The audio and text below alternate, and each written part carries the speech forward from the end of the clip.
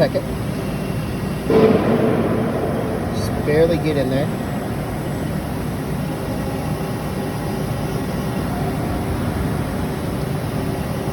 A little more. Lube it up. But really apply some pressure.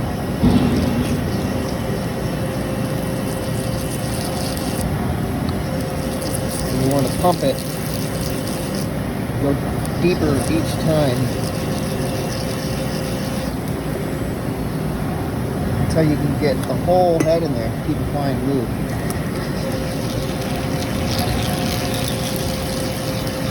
There we go. Now we're going to get it nice and wet. Wait for it to get all... There you go. And now you can really get deep in there. And you want to take your time with it. You don't want to overheat it and overstress it, because it might break.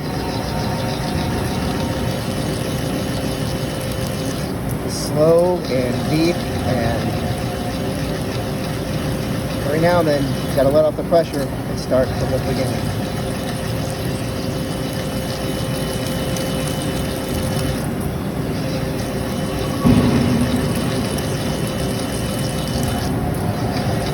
You kind of want to keep a pattern to it. Now you can start speeding up.